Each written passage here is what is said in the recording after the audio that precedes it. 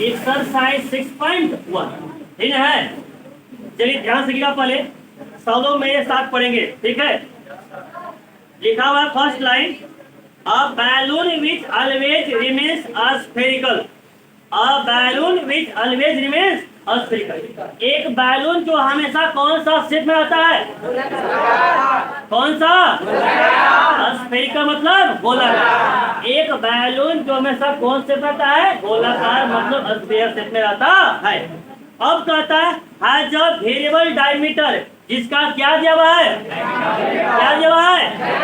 अभी variable diameter बढ़ रहा है ना, वो बढ़ सकता और घट भी। मतलब d बराबर लिखा हुआ है 3/2 × 2x + 1। देखिए तो d जो डायमीटर है वो x के फॉर्म में दिया नहीं दिया है। x का मान बढ़ेगा तो डायमीटर बढ़ेगा, x का मान घटित डायमीटर जाएगा घटेगा, इसलिए बोला है वेरिएबल डायमीटर। मतलब एक बैलून है जो गोलाकार शेप में है और बैलून का क्या चीज दिया हुआ है? क्या चीज? अब आगे कहता है, ध्यान सुनिएगा, find the rate of change of volume. Find the rate of change of volume with respect to x. Find the rate of change of volume with respect to x. आयतन का परिवर्तन का दर निकालना है एक्स के सापेक्ष। किसमें परिवर्तन का दर पूछा गया है? किसमें? आयतन में ना, के का रेस्पेक्ट में। मतलब वॉल्यूम का किस रेट से परिवर्तन हो रहा है, वॉल्यूम में किस रेट से परिवर्तन हो रहा है, के का सापेक्ष। तो क्या निकालने के लिए बोला गया? डीवी बाई वो दिक्कत यहाँ तक। अब ध्यान समझिएगा, तो लिखिएगा, ये बताइए कौन सा शेप का बात कर रहा है?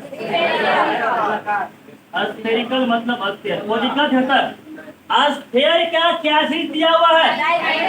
क्या चीज? d दिया हुआ है 3/2 × 2x + डायमीटर दिया हुआ है। का रेडियस मतलब त्रिज्या निकलेगा नहीं निकलेगा? निकल जाएगा। रेडियस को जो बोलते हैं हम लोग r, और रेडियस r बराबर क्या d/2 होता नहीं होता है? मतलब 3/2 × 2x + 1। कोई दिक्कत यहाँ तक? बट्टा में कितना जाएगा? क्लियर है? 2 से 2 कट ना जाएगा जी? 2 से 2 कट जाएगा? हाँ, नीचे कट जाएगा। एक 2/1 ना करेंगे, और 1 जो सबसे कहाँ जाएगा? सबसे ऊपर। 2 दूना 4, मतलब r बराबर 3/4 × 2x + 1। कोई दिक्कत यहाँ तक? r का माना गया? r होना के लिए अब हमसे पूछा क्या गया था? फाइंड करना है rate of change of volume with respect to x. किसमें परिवर्तन का दर पूछा गया है? वॉल्यूम, मतलब डीवी आ जाएगा के का रेस्पेक्ट में डीवी बटा वो दिक्कत यहाँ तक। क्या निकालना है? अब जो निकालना वही समझेगा जी फॉर्मूला। जब ध्यान से देखिए तो ये बताइए, V मतलब और D मतलब वॉल्यूम का क्या करेंगे? With respect to E। बताइए D बराबर वॉल्यूम बराबर क्या होता है? 4/3 क्या होता है? वॉल्यूम पर फिर गोले का आयतन, और गोले का आयतन होता है 4/3। क्या बताइए इस r का मान अभी रखना है कि डिफरेंशिएट करने के बाद रखना है? डिफरेंशिएट करने के बाद रखना है। ये वर्ड तो है। देखिए ध्यान सुनिए, तो जब डिफरेंशिएट करने के बाद रखना रहता था तब वहां पर वर्ड इस प्रकार से था, find the rate of change of volume with respect to x when r बराबर इतना। यानी वहां पर व्हेन बोला जाता था कब? जब बढ़ते बढ़ते जब उतना हो जाएगा तब ना जी। जब वेन लगा के बोलता है कि जब त्रिज्या इतना हो जाएगा, हाइट इतना हो जाएगा, समथिंग इतना हो जाएगा, तब ना उसका मान डिफरेंशिएट करने के बाद रखेंगे, है कि नहीं है? यहाँ तो वेन लगे नहीं बोला है, ये तो सबसे पहले ही बोला गया है कि ये आपके पास गोला है, बहुत स्फीयर है, जिसका त्रिज्या डायमीटर दिया, त्रिज्या निकाल लिए। अब उसका आयतन का परिवर्तन का दर आपसे पूछा गया है कि आयतन किस रेट से परिवर्तन हो करेगा, वो भी एक्स के सापेक्ष, मतलब डीवी बटा डीएक्स। इसमें कंडीशन तो नहीं बोला है तो वेन r बराबर इतना, वेन x बराबर इतना, तो ये बोला है नहीं ना। तो डिफरेंशिएशन करने के बाद यहाँ पर नहीं रखना है। ये जो r का मान जो पहले दिया है वो पहले ही पुट करेंगे। क्यों? अगर मान लेते इसका जब करेंगे डायरेक्टली डिफरेंशिएशन तो भी कट आ जाएगा डी पे डी, कोई दिक्कत नहीं है। 4/3 पाई ये भी बाहर निकल जाएगा, लेकिन आर क्यू का जब करेंगे तो 3r स्क्वायर और dr बटा ds। देखिए तो कहीं भी dr बाई ds का मान दिया हुआ है, तब प्रॉब्लम होगी नहीं होगा। इसलिए सबसे पहले r का मान हम पुट कर लेंगे, समझ गए। पहले तो क्या कंडीशन ही बोला गया है कि हमको rate of change of volume निकालिए x के सापेक्ष में व्हेन r बराबर इतना या व्हेन x बराबर इतना, नहीं ना बोला गया है। तो जो पहले उसको पहले ही मान रख देंगे, वो कर बाद करेंगे डिफरेंशिएशन। तो देयरफॉर v बराबर 4/3 पाई। अब r है ना जी, r का स्थान पे कितना दिया हुआ है 3/4 इंटू 2x प्लस 1, इन सभी का हल। अब हल की वजह तो सब में ना बटेगा, सब में बटेगा 4/3 पाई। 3 का क्यों, 3 का क्यों, 4 का क्यों, इंटू आ जाएगा 2x प्लस 1 का हल। कुछ कटेगा, 3 से कट जाएगा 9 बार में, 4 से कट जाएगा 16 बार में, आ जाएगा v बराबर 9 पाई बटा 16 इंटू 2x प्लस 1 का हल। कोई दिक्कत यहाँ तक। अब बताइए क्या अब डिफरेंशिएशन कर सकते हैं। अब देखिए तो ये तो कांस्टेंट आ जाएगा, अब x में बना के नहीं बना, आराम से करेंगे differentiation. Differentiation with respect to x, k का सापेक्ष। तो v का जब करें x में तब क्या निकल जाएगा dv बाई बराबर 9 पाई बाई 16, ये तो कांस्टेंट नहीं बाहर निकल जाएगा। इसका करेंगे डिफरेंशिएशन कौन सा फॉर्मूला में, x का पावर, पावर को पावर में से 3 बगल में, 3 में से 1 जाए, कितना बचेगा 2। लेकिन क्या यह x वाली में x है, जब x के स्थान पे दूसरा फंक्शन रहता है तब कौन सा रूल, कौन सा रूल, चैन रूल कहता है x के स्थान पे दूसरा फंक्शन है तो उसका फिर से डिफरेंशिएशन करके इसका फिर से करेंगे तो 2 कांस्टेंट बाहर निकल जाएगा, x का 1 और 1 कांस्टेंट नहीं है, कितना देगा 0। कोई दिक्कत यहाँ तक। 2 1 कम 2, 8 दूना 16, 9 क्या 27, 27 पाई बटा में 8 इंटू 2x प्लस 1 का होल स्क्वायर। इसका मात्रक नहीं लिखा जा सकता, क्यों, क्योंकि पहले हमारे त्रिज्या है उसका मात्रक दिया ही नहीं हुआ है कि सेंटीमीटर है कि मीटर है कि नहीं है, और साथ में x ना है, टाइम तो नहीं ना है कि पर सेकंड मानेंगे, इसका इंतजार का। कोई दिक्कत यहाँ तक। क्वेश्चन नंबर 14 ना, सवाल को पहले समझिए, सवाल कहता क्या है, कहता है sand is pouring from a pipe at the rate of 12 centimetre cube पर सेकंड। सैंड मतलब क्या होता है, क्या होता है, मतलब एक पाइप से बालू को निकाल जाए, मतलब हो सकता है कि रेगिस्तान की हम बात कर रहे हैं कि नहीं, समझ गए पहले। अब जरा ध्यान सुनिएगा, मशीन आकर पाइप के द्वारा यहाँ से, ये पाइप के द्वारा बालू यहाँ से आ रहा है और यहाँ पे जमा हो रहा है ना। बालू तो गिरने का जो दर दिया हुआ है वो 12 सेंटीमीटर क्यूब पर सेकंड। क्या दिया हुआ है 12 सेंटीमीटर क्यूब पर सेकंड, 12 सेंटीमीटर क्यूब पर सेकंड। आई थिंक आप इसको देखकर समझिएगा क्या चीज दिया हुआ, क्या चीज दिया हुआ है, किसमें परिवर्तन का दर दिया हुआ है dv बाई, कैसे जाने जी, सेंटीमीटर क्यूब, मतलब हो गया वॉल्यूम, मतलब कि आयतन, मतलब dv दे दिया और सेकंड है, मतलब dv बाई dt का मान कितना दिया हुआ है, मतलब आयतन में परिवर्तन का दर कितना दिया हुआ है 12 सेंटीमीटर क्यूब पर सेकंड दिया हुआ है। अब आगे की बात करते हैं, आगे क्या है जरा ध्यान सुनिएगा। The falling sand forms a cone on the ground in a such a way that the height of the cone is always 1/6 of the radius of the base। जब बालू गिर रहा है पाइप से तो गिरने के बाद जमीन में वो एक कोन बना रहा है, क्या बना रहा है कोन, ये बालू का ढेर सा ना जैसे पहले फैलेगा, देखिए तो इसका कौन से बना के नहीं बना, बना के नहीं बना, अरे कौन मतलब शंकु ना, बड़ेला टोपी, आइसक्रीम खाते ना, हाँ तो वही चीज है। अब यहाँ से सुनिएगा कंडीशन क्या बोला है कि पाइप से जब बालू गिर रहा है तब किस जगह बन रहा है कौन, अरे बालू का ढेर इसी में बनता है, ऊपर जाता नहीं जाता है, तो नीचे थोड़ा ज्यादा चौड़ा रहेगा, फिर कम होता तो ऐसा बने नहीं बनेगा, चारों तरफ से बनेगा तो कौन नहीं बनेगा, है कि नहीं है। तो जब पाइप से बालू गिर रहा है, गिरने के बाद जमीन पर वो कौन सा शेप बना रहा है, कौन सा शेप। अब जरा ध्यान से देखिएगा, बालू गिरेगा तो बालू नीचे बिखर रहा है, पहले माने कि इतना गिरा है ना, स्टार्टिंग से गिर रहा है, इतना हुआ, फिर इतना इतना इतना बढ़ा कि नहीं बढ़ा। तो देखिए तो इसका त्रिज्या भी बढ़ रहा है और हाइट भी बढ़ नहीं बढ़ रहा है इसका कि जो हाइट है, ठीक है, बोला साहब तो बोला गया है, जो हाइट है हमेशा बेस रेडियस का इसका 1/6 है। मतलब बालू जो गिर रहा है जमीन पे वो एक बना रहा है कोण, क्या बना रहा है, कोण, शंकु बना रहा है। इस प्रकार से हो रहा है कि height is 1/6 of the base radius. मतलब कहता है जो हाइट होगा, जो ये जो ऊंचाई है ना, जो ऊंचाई है ये हमेशा रेडियस का 1/6 कितना है, 1/6, मतलब इसका 1/6 भाग कितना है, 1/6। कहने का अर्थ है ये देखिए शंकु है, तो शंकु का ये हाइट बढ़ा ना, तो अब इसे ई बढ़ रहा है तो हाइट भी तो बढ़ने जाएगा, इससे हाइट बढ़ रहा है नहीं बढ़ रहा है। अब हाइट जो हमेशा हो रहा है वो त्रिज्या का 1/6 कितना है, यानी दोनों में समझा कि हाइट जो होगा वो रेडियस का 1/6 एच इक्वल टू r/6 है कि नहीं है ना। अब आगे जब ध्यान सुनिएगा, पहले क्या करता है, कहता है how fast is the height of the sand, how fast is the height of the sand, किस तेजी के साथ बालू का ऊंचाई, बालू का ऊंचाई हाइट के बारे में, कौन increasing when the height is 4 centimetre. कहता है किस तेजी के साथ इस बालू का ऊंचाई बढ़ेगा, किसका ऊंचाई बढ़ेगा, क्या बढ़ेगा, ऊंचाई ना, हाइट ना।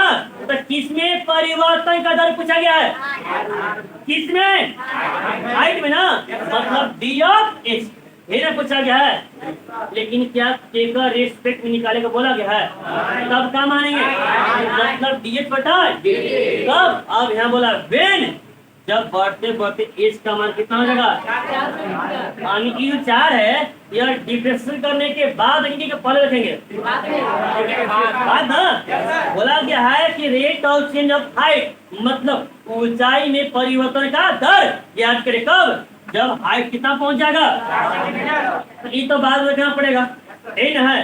तो अब बताइए दिया क्या हुआ है, यह क्या हुआ था, आयतन, आयतन का परिवर्तन का दर दिया हुआ था, आयतन का परिवर्तन का दर दिया हुआ है। और बोल रहा है कि हाइट में और रेडियस में, मतलब ऊंचाई में त्रिज्या में संबंध है कि जो ऊंचाई है वो त्रिज्या का 1/6 है, एच बराबर r/6 दिया हुआ है। आपसे बोला गया है dh/dt, क्या निकाला है, कब, जब एच का मान कितना रहेगा, ठीक ना है।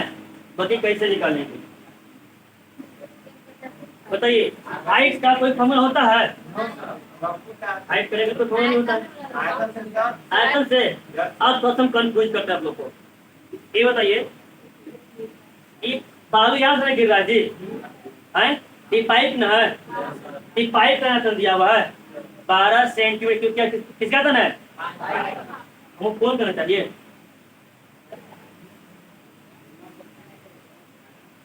ये जो आयतन या किसका आयतन दिया हुआ है, हम लोग किसका दिए, तब कैसे बना होगा,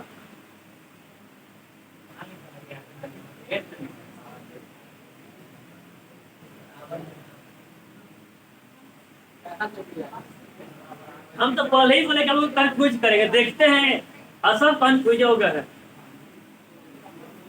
इस पाइप का आयतन और इस कोन का आयतन दोनों का आयतन बराबर होगा। 9th क्लास से पढ़ते जा रहे हैं, जब एक जितना बालू यहाँ रहेगा कहीं ना बालू यहाँ जमा होगा, दोनों में अलग अलग हो जाएगा, बाल्टी में 1 लीटर दूध देगा तो दूध उल्टे हो जाएगा, ये लीटर रहेगा। कहने का अर्थ है ये 9th क्लास से पढ़ते हैं, जब एक चीज को दूसरे चीज में कन्वर्ट किया जाएगा तो दोनों का आयतन हमेशा क्या रहता है, बराबर। और 10th में सब चीज था 13.2 में था नहीं था, एक को जब पिघला कर या कुछ करके बनाया जाता था तो दोनों का आयतन हमेशा क्या करते, बराबर। तो जो आयतन इसका होगा वही आयतन इसका भी ना बनेगा जी, यही यहाँ पर बहुत दिमाग है। थोड़ा सा पहले पूछ दिए कि पाइप कहाँ है तो दिक्कत हो गया, लेकिन कारण नहीं ना बता क्यों होगा। आप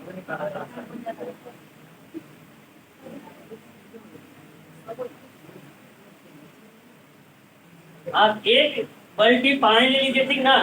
अगर बाल्टी मान लेते हैं कि 15 लीटर दूध आया, ठीक है, पानी है, ठीक है, तो अगर उस बाल्टी को भी हम टब में जाके पलटे या कहीं पलटे, रहेगा तो 15 लीटर ही रहेगा, है कि नहीं है? 10 तो नहीं हो जाएगा, नहीं ना है? दूध तो नहीं है कि दूध बढ़ जाएगा, ऐसा कहीं कुछ नहीं ना है। कहने का अर्थ है जितना आयतन था उतना ही आयतन रहेगा, आयतन तो परिवर्तन नहीं ना होगा।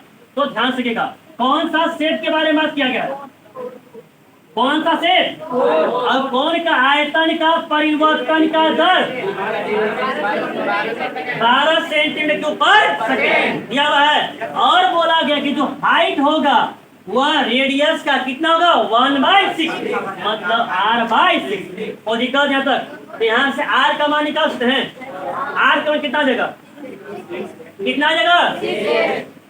r बराबर 6 आ जाएगा। आपसे फाइंड करने के लिए क्या बोला गया है? क्या निकालने के लिए?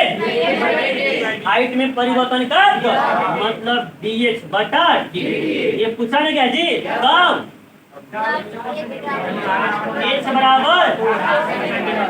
बराबर 4 और दिक्कत यहाँ तक इतना तो खाली गिवन ना है।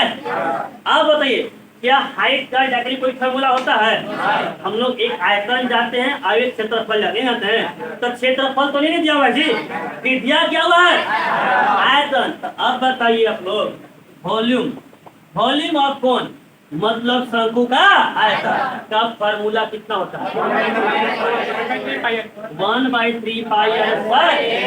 या इसका जाकर डिफरेंशिएशन कर सकते हैं, 1/3 पे भर देगा, लेकिन एक और करेंगे तो u इंटू पहला गुने और r का जब करेंगे t में तो dr/dt। इसका तो हो जाएगा d to dt जो कि निकालना है, लेकिन r का जब करेंगे तो dr/dt। और dr/dt कहीं मान दिया हुआ है, r का मान दिया हुआ है, r का मान रख सकते हैं, सब इसमें आ जाएगा। आई पहले में दिया हुआ है जी, तब पहले तो रखे तो पहले तो कोई दिक्कत नहीं ना है। तो अब लिखिएगा therefore v बराबर 1/3 पाई r के स्थान पे 6h का स्क्वायर इंटू h। वो दिक्कत यहाँ तक आ जाएगा v बराबर 1/3 पाई। बताइए 6 का स्क्वायर और h का स्क्वायर 3 से कट जाएगा, v बराबर 12 पाई और h। वो दिक्कत यहाँ तक। अब बताइए क्या अब सब h में एक नहीं आया? आराम से डिफरेंशिएशन कर सकते हैं। जब करेंगे डिफरेंशिएशन विथ रिस्पेक्ट टू किसमें करेंगे? d का करेंगे t में तो dv बटा 12 पाई बाहर हो जाएगा।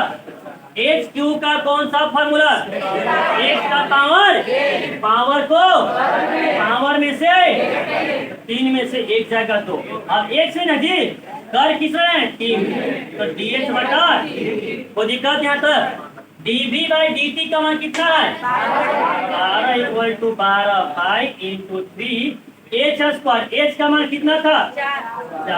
4 का स्क्वायर इंटू dh बटा 12 से 12 कट जाएगा, 1 बराबर 4 का स्क्वायर 4 का स्क्वायर 16 किया 48 पाई इंटू dh बटा 48 पाई है गुना में है, कहाँ जाएगा? तो आ जाएगा 1/48 पाई इंटू 48 पाई ना बराबर dh बटा कहा जा सकता है। तो dh/dt का मान 1/48 पाई सेंटीमीटर पर। हो दिक्कत यहाँ तक? यहाँ तक कहीं को दिक्कत है? अब आगे तो ध्यान से रखिएगा पहले।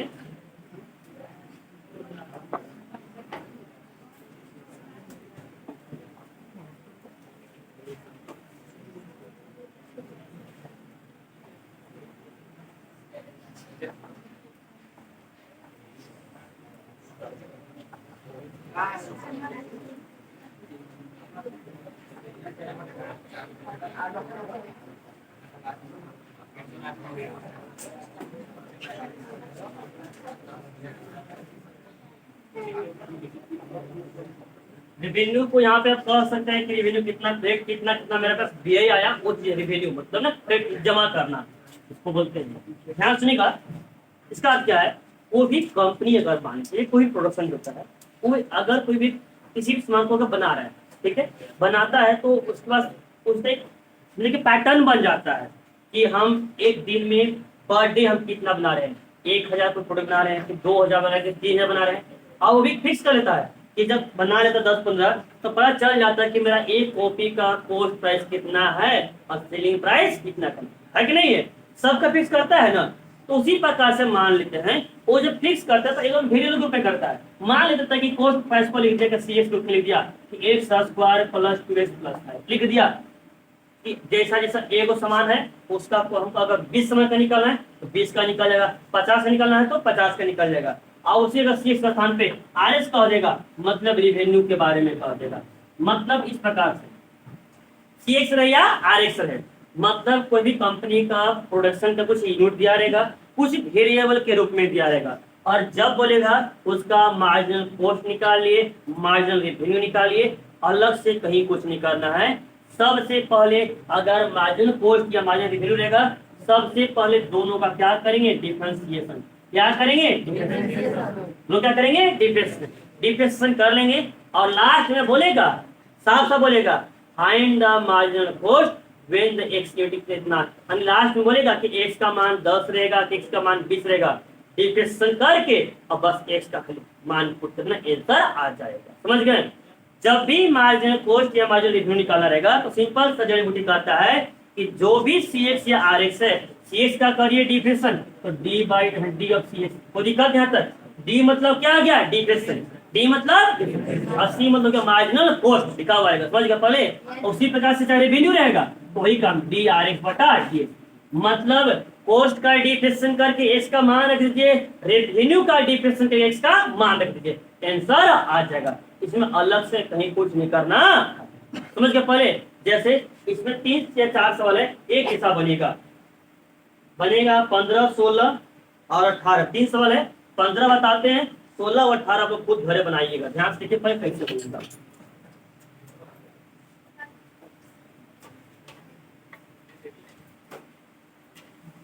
बात नहीं करेंगे, पहले समझेंगे। यहाँ देखिए पहले C of x equal to 0.007 x cube minus 0.003 x square plus 15 x plus 4। ध्यान से सवाल को सुनिएगा, पहले लिखना बंद करिए। The total cost c x, जो टोटल कॉस्ट टोटल जो लागत मूल्य है वो सी एक्स के रूप में दिया गया है यहाँ पर in rupees, associated with the production of x unit of an item in given by, जो कि x यूनिट आइटम पे, मान लीजिए कि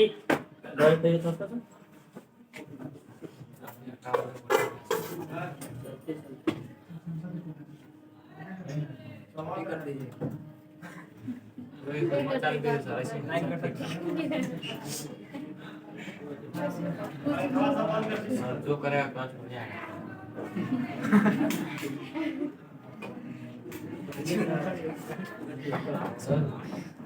सर गर्मी लगा, पानी पिलाइए सर।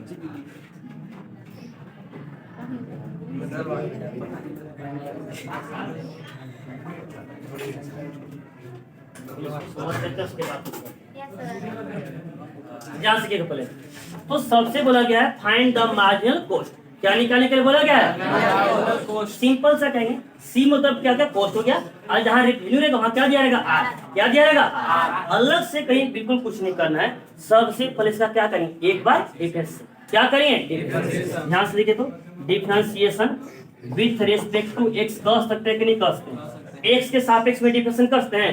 ध्यान से देखिएगा, सी का करेंगे तो डी सी बटा में क्या जगह, या सी डैश एक्स भी कहते हैं। एफ एक्स था तो एफ एक्स का डिफरेंशिएशन एफ डैश एक्स था कि नहीं था।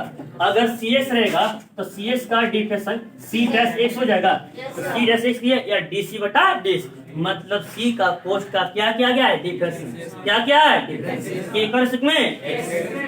अब बराबर आ जाएगा 0.007 कांस्टेंट बाहर आ जाएगा। एक्स क्यू का जब करेंगे डिफरेंशिएशन कितना जाएगा, माइनस 0.003 एक्स स्क्वायर का प्लस 15 एक्स का और प्लस 4 जाएगा 0। कोई दिक्कत यहाँ तक। अब आ जाएगा बराबर 0.0 21 21 आ जाएगा इंटू एक्स स्क्वायर माइनस 0.003 दूना 6x अब प्लस 15 एकम 15। कोई दिक्कत यहाँ तक? अब आगे साफ साफ बोला गया यहाँ पर find the marginal cost when 17 units are produce. Marginal cost निकालना है जब कितना प्रोड्यूस किया गया 17, मतलब कुछ नहीं करना है। व्हेन x बराबर 17, x का मान कितना होगा 17, तो जहां जहां x है वहां कितना रख देंगे आ जाएगा आंसर। ध्यान से देखिएगा जब x का स्थान पे 17 रखेंगे तो निकल जाएगा देयरफॉर dc बटा dx इक्वल टू 0.00021 इंटू 17 का स्क्वायर माइनस 0.006 इंटू 17 प्लस। कोई दिक्कत यहाँ तक? एक आगे को सोल्व करेगा तो 20.967 आ जाएगा। बाकी कर सकते हैं नहीं सर। 17 का स्क्वायर करके का गुना करिए, 17 छठा कर लीजिए, जोड़ घटाओ, बाकी तो खुद आप लोग तेज है ये है। करिए ना। चलिए लिखिए। अब ये बताइए ध्यान से देखिएगा, सबके पास बुक है ना?